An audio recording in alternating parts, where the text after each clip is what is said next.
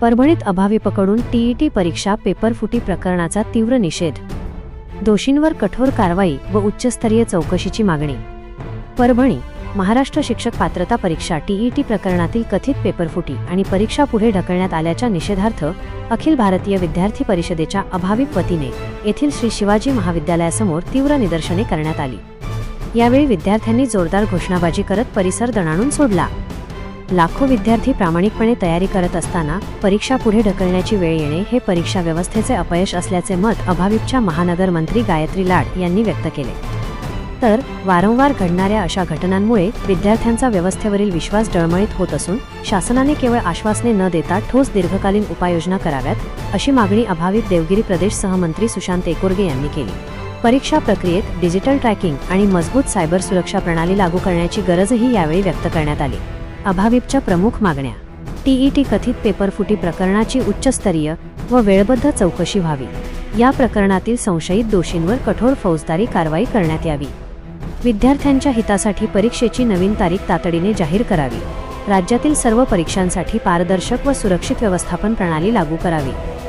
या आंदोलनात अभाविपचे सुशांत एकोरगे, गायत्री लाड, जिल्हा संयोजक दर्शन देशमुख, ऋषिकेश झाडे, अमरजा नारवडकर यांच्यासह मोठ्या संख्येने विद्यार्थी सहभागी झाले होते.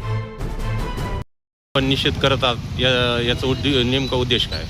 आज आपण पाहिलं की सकाळी आज जी टीईटीचा पेपर होता आणि 1000 पेक्षा जास्त केंद्रांवरती जो पेपर घेतला जाणार होता तो पेपर अचानक रद्द झालाय असं सांगितलं जातंय. आणि हा पेपर का रद्द होतोय? हा शिक्षक म्हणजे कुठंतरी भारताचं भविष्य आहे आणि या भारताच्या भविष्यासोबत जो खिलवाड होतोय, आज आम्ही अखिल भारतीय विद्यार्थी परिषदेच्या वतीनं या ठिकाणी जाहीर निषेध या सर्वाचा करतोय. कारण आपण पाहिलं मागच्याच महिन्यात जो आहे कुठेतरी नीटचा पेपर फुटलेला आहे. नीटच्या पेपरच्या फुटी प्रकरणानंतर आज टीईटीचा पेपर फुटलेला आहे आणि सातत्याने हे जे पेपर फुटीचे प्रकरण होतात तर हे प्रकरण कधीपर्यंत चालवायचे? विद्यार्थ्यासोबत कुठेतरी छळ होतोय. हा विद्यार्थी खेड्यातला आहे, गावागावातला आहे, कुठेतरी बाहेरून जातो, UPSC MPSCच्या अभ्यासासाठी जातो, शिक्षक होण्यासाठी याने स्वप्न रचवलेले असतात आणि या स्वप्नांचं छळ जे आहे शासन करतंय. शासनानं लक्षात घ्यायला पाहिजे की या विद्यार्थ्यांसोबत छळ होता कामा नये. या सर्वासाठी आपण आज विद्यार्थी परिषदेच्या वतीने या ठिकाणी जाहीर निषेध केलेला आहे. आज आपण जो आंदोलन केलेलं आहे याच्यावर जर काही पर्याय जर नाही निघाला तर यापुढे काय करणार? आज झालेल्या आंदोलनावरती जर काही पर्याय शासनाने काढलाच नाही तर येत्या काळात जो आहे आम्ही राज्यावर केंद्रावर अशाच प्रकारे मोठ्या संख्येने विद्यार्थ्यांचे आक्रोश मोर्चे घेऊन येऊ आणि या मोर्चांना मात्र सरकारला सामोरं जावं लागेल हे सरकारने लक्षात ठेवायला.